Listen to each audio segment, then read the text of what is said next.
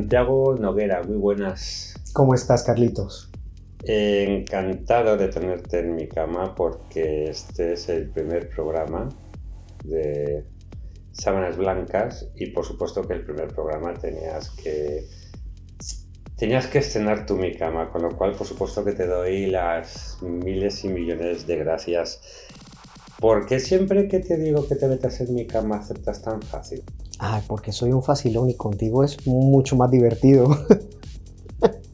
Bien, empezamos esta primera temporada de Sábanas Blancas y vamos a hacer lo que hicimos en su momento hace años en un programa que grabábamos para YouTube, que YouTube nos eliminó por utilizar la palabra porno gay. ¿Por qué crees tú que la palabra porno gay es tan complicada para las redes sociales? ¿Qué pasa? ¿Que decir porno junto a gay va a explosionar medio mundo? Yo creo que es por mucha mentalidad que aún tiene la gente, tristemente, que unen la palabra gay y lo que les sale con la palabra gay es más como perversión o drogas o prostitución, y yo creo que es por esa parte, porque como el porno hetero es como más aceptado por la parte patriarcal de todo el mundo, pero yo creo que es por eso, porque la palabra gay siempre está relacionado es algo malo, algo como oscuro, como algo prohibido, y yo creo que es por esa parte que censura mucho. Yo cuando hablo de ti, de Santi Noguera, aunque no es exactamente cierto, siempre digo que Santi Noguera es actor porno de noche y médico de día. Y mucha gente se sorprende. La pregunta del millón que te habrán dicho mil veces es: ¿por qué un médico hace porno gay? Porque sinceramente era consumidor de porno. Me encanta el porno, me encantaba en ese entonces, y tenía muy idealizado a los actores porno, tanto hetero como gay, como chicas también. Me gustaba mucho esa, más que libertad, como esa naturalidad que podía mostrar frente a una cámara su sexualidad, y me gustaba esa parte de entender el sexo no como algo malo, sino como algo divertido, como algo que se puede también enseñar y algo también que se puede como educar a la gente a través del porno. Y entonces, bueno, yo estudié medicina, ejercí por muchos años, aún estoy ejerciendo, pero ejercí por muchos años, y hace 6 años fue que ingresé al porno, pero fue por pura curiosidad de, primero, eso que te acabo de decir, y segundo, de si yo seré capaz de hacerlo, y si lo logré, y si me siento bien haciendo porno. Y obviamente eres capaz de hacerlo, te sientes bien. Y una pregunta que hace mucha gente que es consumidor de porno es: los actores porno, de 0 a 10, ¿cuánto disfrutáis sexualmente rodando una escena? En la escena depende de muchas cosas. En la escena depende de quién es tu compañero de escena, primero que todo, si tú lo conoces o caes bien o tienes feeling con esa persona, porque es que si no hay feeling, realmente no se puede disfrutar, y ahí sí se tiene que sacar el actor que tienes para hacer creer que estás disfrutando y para hacer creer que estás follando con toda la pasión del mundo. Pero es eso, depende del compañero, depende también de la productora con la que trabajes, porque hay productoras muy rígidas, muy cuadriculadas, que te marcan la escena, te marcan lo que tienes que hacer, te marcan la posición, no te puedes salir de ahí, entonces poco se puede disfrutar de esa manera. Hay otras que lo hacen mucho más a vía libre, y entonces puedes hacer como si fuera una relación sexual normal en ese momento. Entonces depende de muchas cosas. Tú en tu vida normal hay días que te apetece follar, hay otros días que no te apetece, depende de tu estado de ánimo. Entonces también, si ese día preciso te coge un día que no tienes muchas ganas, pues, o sea, depende de muchas cosas. Por eso somos actores, porque en el momento que dicen acción, tú tienes que estar completamente empalmado, listo, excitado y transmitiendo que estás en lo más espectacular del mundo. Creo que es eso. Es interesante romper el tópico. Bueno, es interesante, no, hay que explicarle todavía a gente que las escenas del porno son escenas ficticias y que no es habitual tener penetraciones de 40 minutos ni todas estas cosas. ¿Por qué crees tú que todavía hay que explicar al gran público esto? Yo siempre, mira, acabo de decir lo de la parte de educación del porno. Yo creo que el porno se debe entender muy bien. Nosotros siempre vemos, o la gente siempre ha visto el porno como algo real, como algo que está sucediendo y que las cosas deben ser así. Yo siempre he dicho y comparo el porno siempre con cualquier película. Películas de acción donde el protagonista viene y mata a media población y mata y se destruyen los edificios. Es ficción, es para tu diversión. Entonces el porno es lo mismo. El porno se combina muchísima ficción para poder divertir a la gente, para poder enganchar a la gente. Entonces lo que se hace en una escena, siempre lo digo, no se hace en una vida real. Lo que tú acabas de decir, estar follando, estar empalmado 40 minutos, 2 horas, estar dando sin parar. En la vida normal es completamente diferente y cada uno tiene un juego de sexualidad completamente diferente. Entonces el porno se debe ver es desde esa parte de ficción, desde esa parte de entretenimiento a la gente, de esa parte de ponerte cachondo viendo algo que te gusta y que también tú dices, mira, esa posición me gustaría hacerla, voy a ver si con mi pareja la puedo hacer o voy a ver si puedo hacer esto o otro o dar ideas, pero nunca creerse que eso es la realidad porque lejos de ahí es una película que se graba, que se corta, que se espera, que se recupera uno, que le dan los parámetros y que uno no se puede salir de ahí pues para que salga bien. Una escena que un consumidor de porno ve de media hora, normalmente, ¿cuánto tiempo tarda en grabarse? Una escena de una productora buena, europea o americana, que sale editada en unos 25, 30 minutos, se dura más o menos 6 horas en grabarla. Sí, más o menos. Yo he durado 10 horas haciendo un trío para una escena de 30 minutos. Y para el morbo de quien te esté viendo, ¿son 6 horas dándole? No, que va, no, en absoluto. Se tienen muchas partes, se tienen que tomar las fotos promocionales, se tienen que tomar las fotos.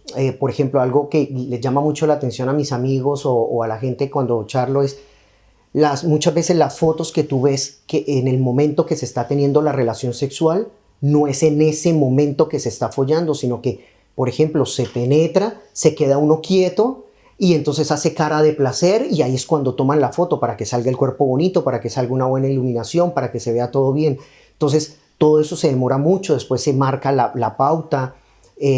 Por ejemplo, si se hace una posición, cualquier posición, en 4, entonces primero graban de frente, con la cámara de frente, si hay 2 cámaras, entonces se graba una de frente y una de lado, se para, se arreglan luces, y esa misma posición entonces luego se graba de arriba, que es lo que tú ves entonces la penetración. Entonces son varias grabaciones diferentes que luego editan, entonces nunca es seguido, eso se para muchísimas veces.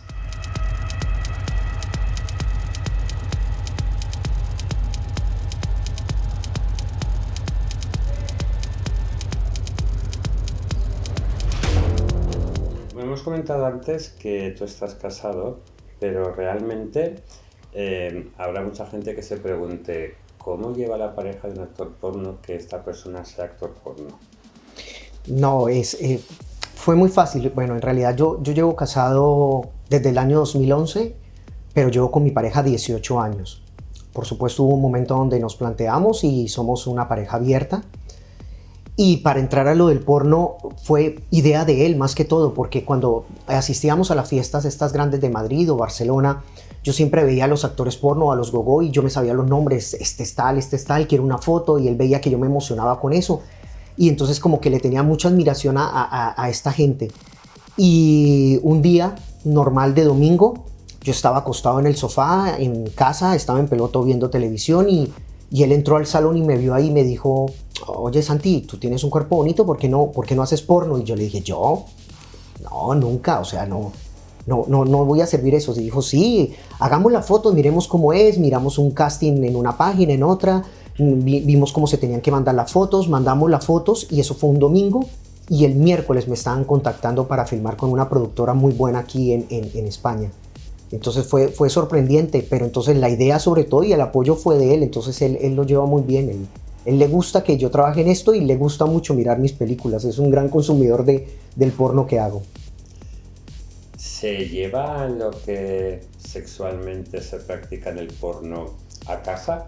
No, es completamente diferente.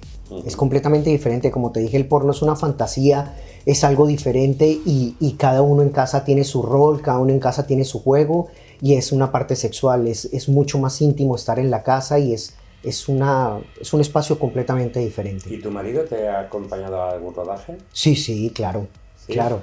Me acompaña a algunos rodajes y está ahí y da algunas ideas así como para que yo me coloque más cachondo. ¿Da instrucciones a tu pareja sexual? Sí, sí, totalmente, para que me coloque más cachondo, para que me pueda empalmar bien o para que me pueda correr. Por ejemplo, él estaba ahí, yo estaba mucho tiempo masturbándome y no me podía correr y estaba, claro, es que siempre hay mucha gente, casi siempre hay mucha gente, están los otros actores, están dos camarógrafos, un fotógrafo, el dueño del bar, el amigo y como que había mucha presión y entonces veía que no me corría y que no me corría, pues entonces él le dijo al otro actor que estaba conmigo, chupale las tetillas, porque si a mí me chupan las tetillas me corrí en 3, 2, 1 y me chupó las tetillas y me pude correr, entonces él le da como los tips a los demás actores como para colocarme más cachondo, es la forma.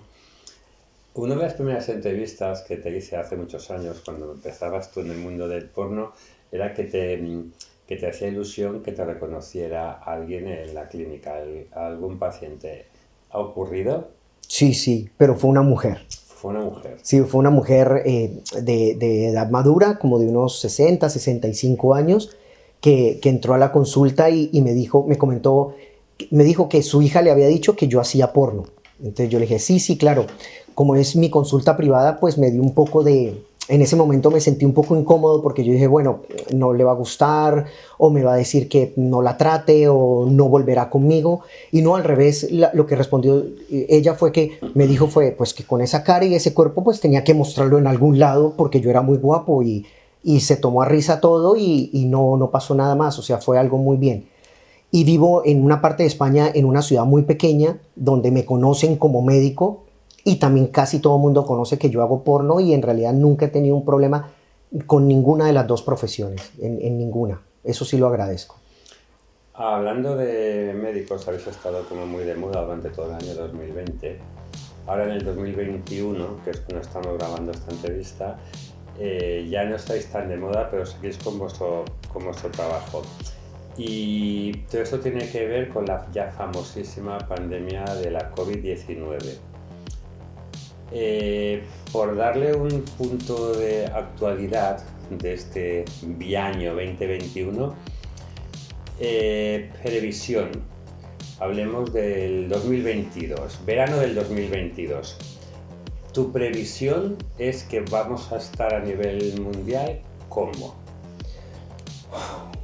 Es muy difícil porque ahora con la colocación de las vacunas, la vacuna fue una producción muy rápida, se hicieron estudios, pero pues ahora en este momento que estamos grabando la entrevista está saliendo muchas cosas de una vacuna en particular, algunas complicaciones que son muy pocas en la cantidad de población que la han colocado, pero se están dando al parecer por eso. Entonces yo creo, una previsión puede ser que con el COVID nosotros vamos a quedar, yo creo que con una pandemia más que todo persistente o como si fuera, por ejemplo, te hago una comparación como la gripe cada año. Yo creo que cada año nos vamos a tener que vacunar por una cepa de COVID nueva. Así como cada año nos vacunamos los sanitarios, las personas de salud y las personas de riesgo para la gripe, porque es una cepa nueva cada año o la van rotando, también yo creo que con el COVID va a quedar eso. Yo espero y tengo la esperanza que para el verano del próximo año ya estemos sin mascarilla, que podamos hacer una vida completamente normal, ya con otras vacunas y ya con eso, pero es difícil, ha habido una evolución muy difícil y es algo tan nuevo y con tan pocos estudios y con tanta investigación en este momento que pueden ser que salgan nuevas cosas mañana, en un mes, en unas semanas y que no se sepa qué vaya a pasar. Está diciendo la OMS, la Organización Mundial de la Salud, que nos tenemos que acostumbrar a que de vez en cuando pues vengan este tipo de pandemias a nivel mundial. En esta época tan convulsa que te hablan de que va a haber pandemias, no sabemos de qué, tu marido y tú estáis comenzando toda la burocracia, que será horrible, supongo, para ser padres. Uh-huh. ¿Por gestación, por adopción o no lo sabéis todavía? Sí, sinceramente estamos por los dos medios, pero por lo que es adopción es un proceso muy, muy largo, bastante largo y mientras pasa todo ese tiempo, los años van corriendo y la edad nos juega una mala pasada para nosotros porque ya no somos tan jóvenes para poder adoptar a un niño pequeño. Entonces lo estamos haciendo y si llega ese día que podemos adoptar sería espectacular. Y como la opción más correcta en este momento es por una gestación subrogada, en otro país por supuesto, donde está legalmente y donde se puede hacer legal y con todos los papeles, entonces estamos pensándolo en hacer, pero tenemos muchísima ilusión de ser padres. En el caso de España hay muchas voces feministas, no todas, pero hay voces feministas que dicen no a la gestación subrogada porque es la utilización del cuerpo de la mujer. Hay otras personas que opinan que la gestación subrogada, si es de manera altruista, ¿por qué no? Y estas mujeres feministas, no todas, algunos grupos opinan que no habrá ninguna mujer en España que acepte una gestación subrogada de manera altruista. ¿Cuál es tu opinión y qué les dices a esta parte de la población que se opone porque consideran que se utiliza el cuerpo de la mujer para el bien de otros? Si hablamos de una manera altruista, por ejemplo. Yo lo único que pidiera es que nos dieran la oportunidad a nosotros, sobre todo el colectivo gay hombre, digámoslo así, de poder ser padres, de poder disfrutar de una paternidad y de poder desarrollar también esa parte, digámoslo así, personal y amorosa y sentimental. Creo que tener un hijo puede ser lo más grande que uno tenga y sentir, y hablando con muchos amigos que son padres, tanto héteros como gays o lesbianas, es sentir realmente como ese amor verdadero, ese amor propio y ese amor real que tú nunca has sentido en tu vida. Entonces yo solamente pediría es eso, que hubiera una forma que pudiéramos ser padres sin dañar a ninguna población, sin obligar a nadie y sin tener que irnos también a otros sitios o a otros países para tratar de desarrollarnos personalmente y tristemente no poderlo hacer en el sitio donde uno vive o donde uno se radicó como nosotros. Entonces solamente pediría ayudas y muchas conversaciones porque no sería un caso como de obligación, no sería un caso de dinero, no sería un caso de obligación de una mujer por hacerlo, sino más bien de altruismo y luego poderle explicar a ese hijo mío que gracias a la bendición de esa mujer y de ese útero, yo puedo tener una parte de mí que se proyecte al futuro, como él.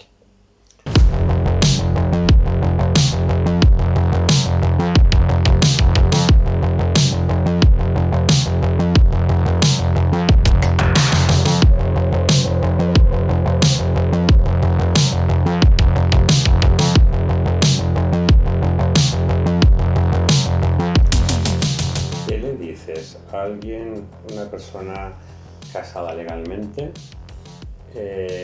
un matrimonio igualitario, dos hombres si quieren ser padres, ¿qué le dices a toda esta gente, que hay poca, pero hay, pero que hacen mucho ruido, que dicen que los niños, por el bien del niño, necesitan un padre y una madre y que dos padres no es bueno para el niño? La excusa es, va a ser gay, vale. ¿Qué les dices a estos padres?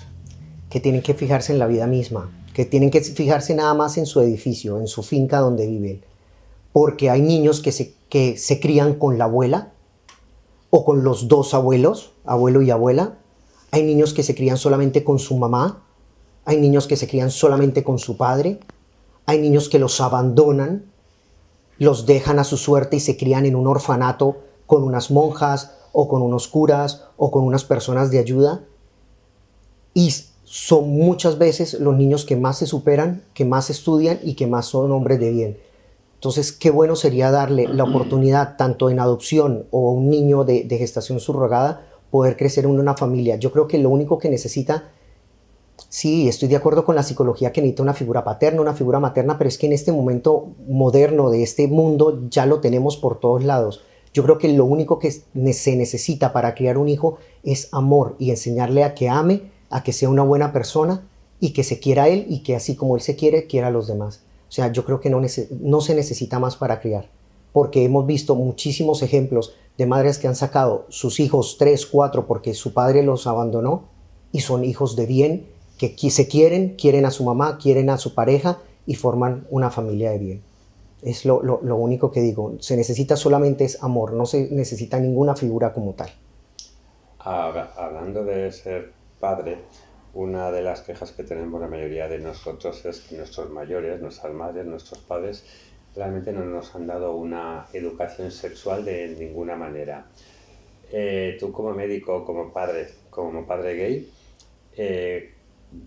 si tienes un hijo o una hija, le cogerás y dirás, esto es un preservativo.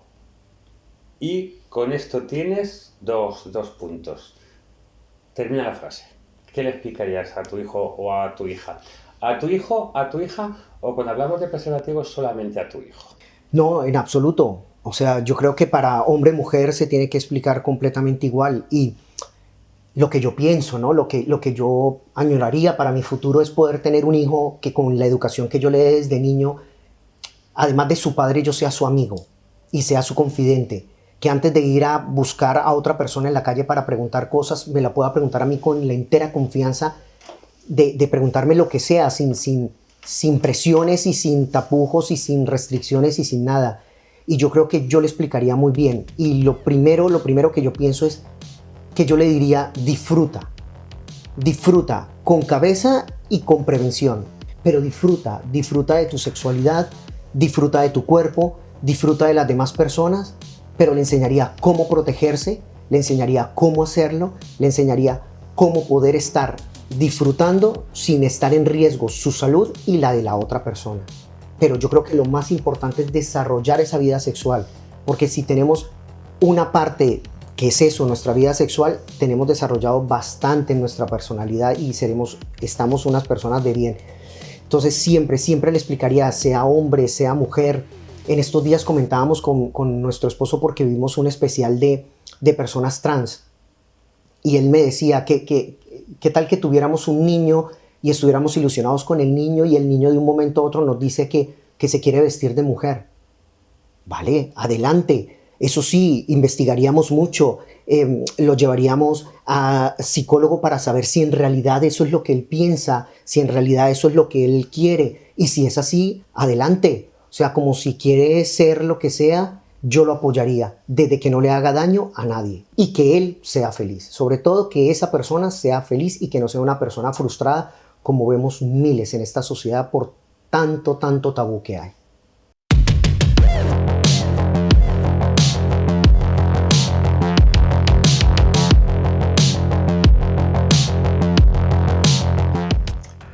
Cuando se habla de ser padre, todo el mundo tiene muchas opiniones.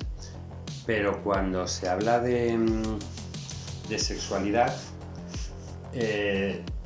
¿por qué crees que los padres deciden no explicarles nada de sexo a los pequeños? ¿Por vergüenza, por desconocimiento o porque consideran que si yo cuento algo, la utilización de un preservativo, estoy como lanzándole a que lo utilice, y si no se lo cuento no lo utiliza y no va a hacer nada? Yo creo que es la combinación de todo eso. Por ejemplo, lo digo para mis padres, había una zona de desconocimiento de ellos que conmigo tuvimos que aprender conjuntamente los tres esa parte gay, esa vida gay mía. Entonces hay un desconocimiento de poder hablar. Segundo, esa parte de miedo que sus hijos inician la vida sexual, esa parte de miedo que también nos infundieron a todos nosotros de las enfermedades de transmisión sexual, de poder caer enfermo o también de un embarazo no deseado. Entonces creo que no se habla en casa es por todo eso.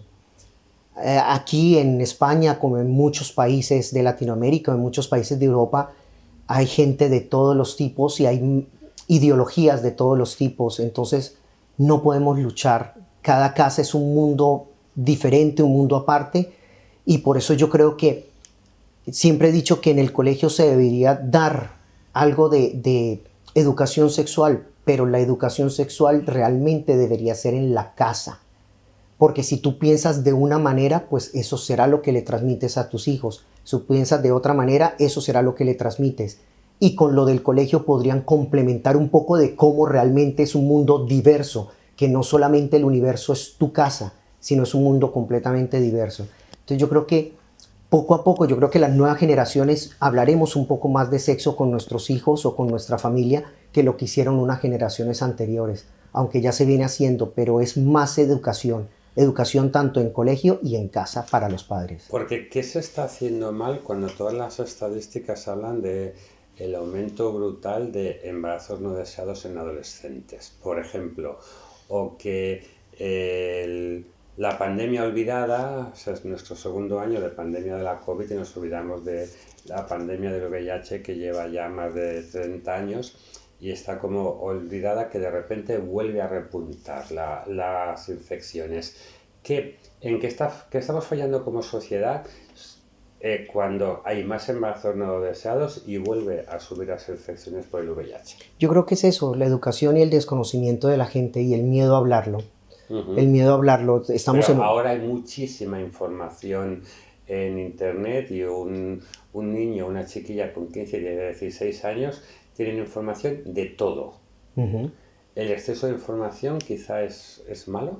Sí, realmente sí, yo lo he visto en mi consulta. El exceso de información es completamente malo porque es que te entra tanta información o te entra una información de un nivel que, por ejemplo, yo como médico puedo llegar a entender y puedo razonarlo, pero no lo puede razonar, te lo digo, por ejemplo, un ingeniero, ¿vale? Como para decirte una persona que no tiene educación. O sea, entonces, lo que se lee en internet o lo que se googlea, si tú buscas dolor de cabeza y sangrado, tienes un tumor. Entonces, hay mucha información, te puedes llenar de mucha información y también en internet hay muchas cosas de bulos, muchas cosas de teorías que realmente busca la gente y entonces se confunde mucho. Entonces, eso se debería hablar más en familia y se debería hablar más con una persona profesional para educar. Pero yo creo que está subiendo eso, uno, por la falta de información y dos, también porque nos lo estamos tomando un poco a la ligera. O sea, yo soy partidario completamente del PrEP, soy partidario de tomar un PrEP para no, si soy una persona de riesgo, para no infectarme de VIH. En 15 segundos, ¿qué es el PrEP? El PrEP es una pastilla, es un antirretroviral. En realidad es el tratamiento que se da para VIH en algunas personas, pero que lo toman otras VIH negativas, que son negativos, para no adquirir la enfermedad. En realidad, con el PrEP se disminuye mucho la transmisión de la enfermedad porque tú no la adquieres, pero también la persona que tiene VIH, si tiene un tratamiento continuo, tiene una carga viral negativa y con una carga viral negativa tampoco transmites el VIH. Entonces se combinan esas dos cosas, pero por ejemplo un PrEP es muy importante para una persona trabajadora sexual, una persona que esté trabajando sexualmente y que muchas de las veces no se cuida, entonces para no adquirir esa enfermedad. Pero ese es el punto. Por ejemplo, un ejemplo que yo siempre doy, y Carlos, tú también eres de casi la misma época o una época un poco más anterior. Por ejemplo, cuando murió Freddie Mercury, yo era empezaba mi adolescencia. Y claro, murió de SIDA y entonces para mí eso era terrible, para mí eso era la muerte, para mí eso era una sentencia de muerte total. Y claro, con el tiempo fue cambiando por el tratamiento y por eso al llegar al día de hoy.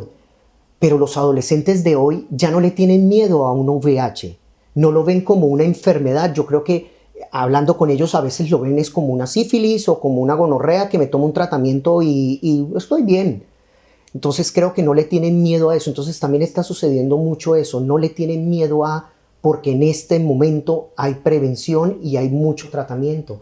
Pero tienen que ver que son enfermedades que se tienen que prevenir. Hay gente, sobre todo gente muy joven, que no le tiene ningún miedo y hay otra gente que le tiene verdadero pavor. Es decir, ¿qué le cuentas como médico a esta persona que conoce a alguien y que este alguien en un momento dado dice, bueno, yo soy seropositivo, pero soy intransmisible?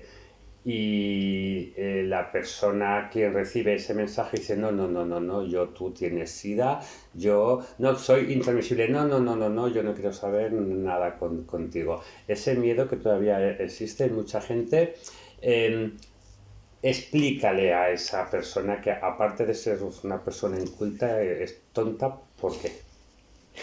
Sí, es muy difícil porque sí vamos a jugar con los miedos, con las prevenciones de otra persona. Hay muchísimas personas, no solamente con el VIH, sino con con muchas de las enfermedades les pasa que son completamente psicoseados, que las van a tener o que las pueden adquirir. Entonces, hablarle a una persona de esas es muy difícil. Y yo creo que eso sería la parte de información que se debería dar. En los años 90, en todos lados era la prevención, como tú dices, la pandemia, y entonces el VIH y el SIDA, el VIH y el SIDA, y prevenir, pero como ya pasó de moda y ya estamos en otra época, no se está haciendo y yo creo que se debería otra vez volver. Y hay muchas enfermedades más, hay muchas cosas más, no solamente el VIH, está una hepatitis C, que también existe tratamiento, que también lo puedes curar, pero que te queda el hígado tocado, que te queda, es una enfermedad por la que pasas y entonces se debería informar muchísimo más ahora a la juventud y también a los adultos como nosotros que no tienen esa información de todo lo que podría pasar y todo lo que podría ocurrir y todo lo que no pasa y todo lo que no se van a infectar y todo lo que pueden hacer con una persona X o Y con alguna enfermedad y que no les va a pasar nada para que tampoco haya un rechazo.